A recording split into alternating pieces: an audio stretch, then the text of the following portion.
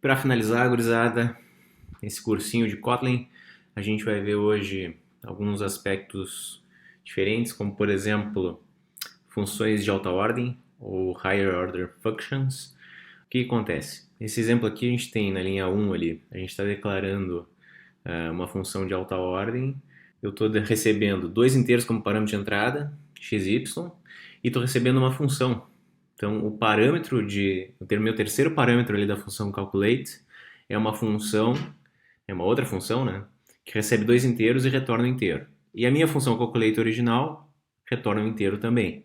Aí na linha 2, o que eu faço? Eu uso essa operação, essa função que eu recebi, que eu chamei de operation, e passo os dois parâmetros que eu recebi inicialmente na função calculate. Depois eu criei uma outra função chamada sum, na linha 5, que recebe dois parâmetros x e y e faz a soma desses dois e retorna. E lá na função main, vocês vão ver que eu estou reutilizando. Né? Então, eu estou fazendo o quê? Estou chamando calculate, passando o valor 4 e 5 e invocando a função lá de alta ordem, passando a função sum. Então, nesse caso ali, o que ele vai acontecer? Na prática, ele vai pegar, vai entrar na função sum e vai pegar o valor 4 e 5 como parâmetro de entrada e vai somar os dois. Eu posso fazer tanto do jeito que está na linha 4, invocando uma função pré-existente, ou colocando entre colchetes a própria função já vou passar diretamente a função já em lambda. Então ali eu já tenho os dois parâmetros A e B e faço a multiplicação dos dois. Então é isso. Num eu chamei a função diretamente, no outro eu criei a função a partir do lambda. Então na hora que a gente executa aqui, o primeiro cara vai dar 9 pela soma e o segundo, que é a multiplicação, vai dar 20. Já nesse segundo caso, a gente está retornando uma função de alta ordem, ali a gente está retornando square, e lá na linha 8 a gente vai chamar o operation 2, no qual vai chamar, invocar a função square, usando os dois pontos duplos. Então na prática a gente está passando a função square como parâmetro de entrada para func. E aí quando a gente executa, o valor 16 é mostrado na tela.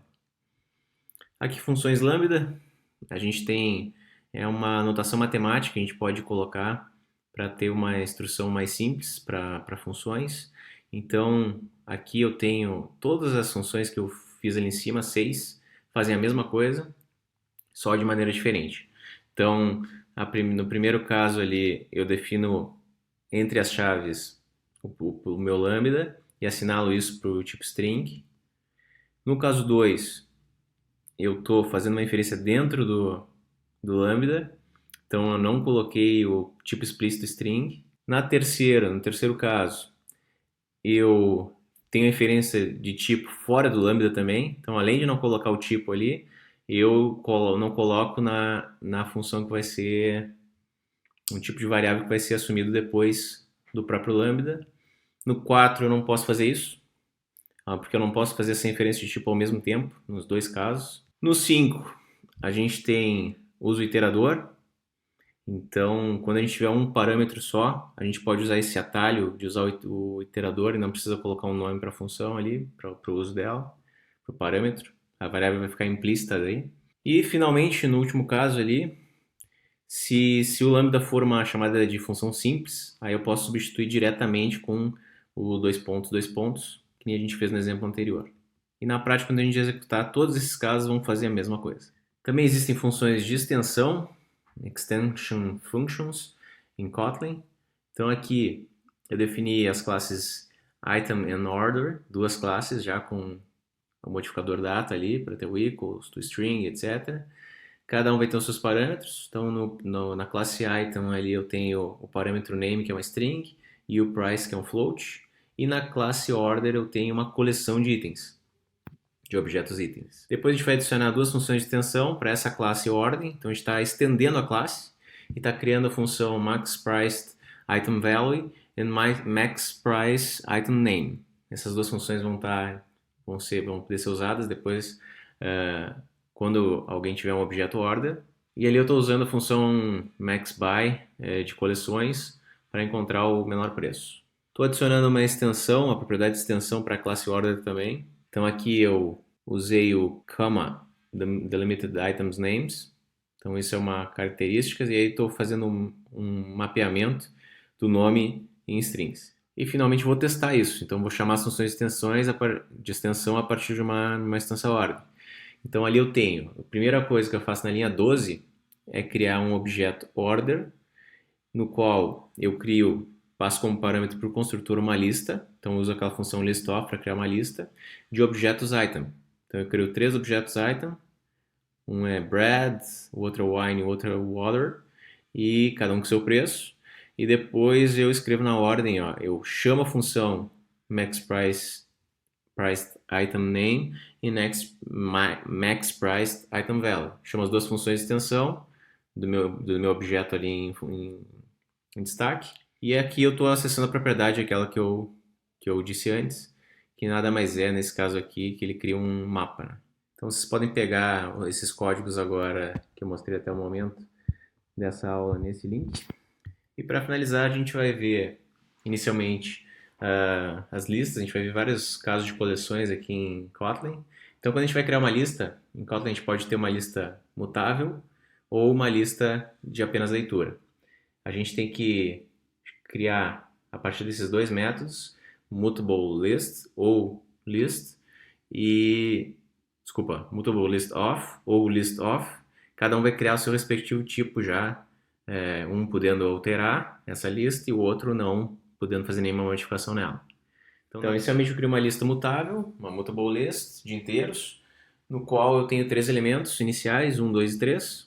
No segundo caso, eu vou criar uma lista que não pode ser alterada, com os mesmos valores que eu criei na lista inicial, mas eu não vou poder modificar ela. Fiz uma função ali que adiciona na minha lista mutável um novo inteiro, chamada addSudoer. Fiz uma outra função, getSysSudors, que retorna uma lista de apenas leitura, aquela inicialmente, então que só vai retornar uma lista com 1, 2, 3. Depois, na linha 13, eu chamo a função addSudoer com o valor 4. Isso significa que eu vou adicionar 1 na minha lista mutável e a minha lista Sudors vai permanecer igual, com os 3 elementos. Quando a gente usa ali o getSysSudors .size, isso vai me retornar o valor 3, porque eu não mexi nela. E quando a gente tem ali, eu pego a minha lista mutável, faço um for each e uso o lambda ali e percorro, eu vou mostrar cada um dos números que eu tenho, de 1 até 4. E se eu tentar fazer o que está na linha 18, vai dar erro, porque eu não posso modificar uma lista de apenas leitura. Então é isso que acontece quando a gente executa. Eu posso ter conjuntos, que nada mais são do que uma lista que não vai ter elementos repetidos, basicamente isso. E além disso eu não tenho uma ideia de ordenação, né, que nem acontece em listas.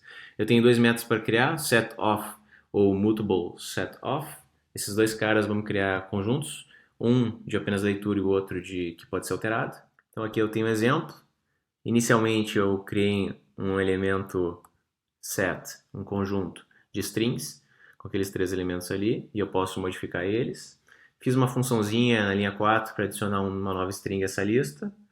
Na linha 8, eu fiz uma função que recebe um boolean e retorna uma string. Então, se for verdadeiro, eu retorno aquele texto ali, que foi registrado corretamente. Se for falso, eu digo que já foi inserido e como é duplicado, ele está sendo rejeitado.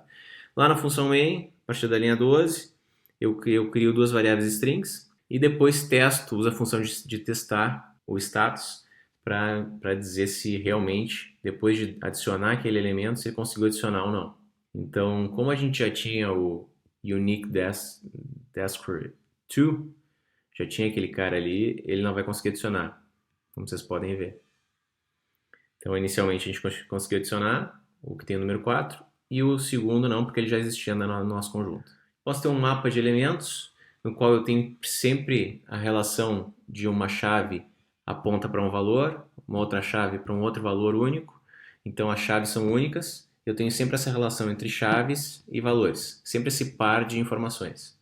Eu tenho 2 funções para criar, mapOf ou mutable mapOf.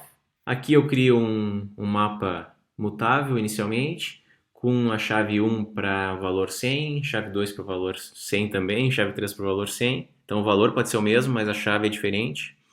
Então eu tenho um mapa de inteiros para inteiros. E ali embaixo eu crio inicialmente um mapa com esses valores, com esse mapeamento inicial, mas que eu não posso modificar depois da linha 3. Fiz uma funçãozinha para fazer uma atualização nos créditos a partir de um inteiro. Então, o que eu faço? Eu vejo se uso a função contains_key e vejo se essa chave que eu passei, esse identificador, está dentro ou não do meu mapa. E caso ele esteja, eu vou lá e atualizo, pego o valor com getValue e modifico ele adicionando esse inteiro. Aqui na função, fiz uma outra função só para mostrar, fazer um for each, percorrer o mapa e mostrar a chave e o seu valor. E ali eu tenho, primeiro eu chamo o Accounts Report para fazer esse for each mostrar. Aí eu tento atualizar o 1, atualizo o 1 de novo, atualizo o 5 e mostro novamente. Inicialmente a gente tem esse relatório, que eu tenho identificador 1, 2 e 3, todos com valor 100. Eu atualizo o 1 e o 1. Quando eu tento atualizar o 5, o identificador 5 não existe, então a chave 5 não existe, ele vai dar erro. Então, como a gente atualizou duas vezes, a gente adicionou 15 duas vezes ali, que era um valor fixo, que era sempre adicionado no ID1, na chave 1. Eu posso também ter um filtro, que em inglês se chama filter. Ele faz o quê? A partir de uma coleção, ele permite filtrar, restringir com base em um predicado. Então, quando aquele predicado, que normalmente vai ser uma função lambda, eu consigo aplicar esse predicado em todo elemento que eu tenho na minha coleção, isso vai restringir a minha coleção para uma coleção menor, com base nesse predicado. Então, só quando retornar true para esse teste, é que eu vou adicionar ele na minha coleção retornada. Então, aqui eu tenho uma lista não mutável de números aleatórios. Criei um filtro para armazenar somente os positivos, na linha 4. E depois fiz a mesma coisa, só que para negativos, usando o iterador, como era uma função simples, na linha 6. Quando eu executo isso, o que acontece é que eu tenho a minha lista inicial, depois tem uma lista só com os positivos e depois tem uma lista só com os negativos. Por fim, a gente vai ver a função de extensão map, no qual eu posso transformar, aplicar uma lambda em todos os elementos de uma coleção, mas não com a intenção de filtrar. Então aqui eu quero modificar os elementos que eu tenho dentro daquela coleção. Tem uma lista também inicial com valores aleatórios ali inteiros. Aí eu estou usando o map para aplicar a multiplicação. Estou pegando cada elemento que eu tenho lá e multiplicando por 2. E a mesma coisa embaixo, usando o atalho do iterator e multiplicando por 3. Então vocês vão ver ali embaixo que eu tenho a lista inicial, depois eu tenho a lista toda multiplicada por 2 e depois eu tenho a lista inicial multiplicada por 3. E tem também a ordenação, né? Isso é bem útil. Então a gente tem aqui uma lista com alguns números inteiros.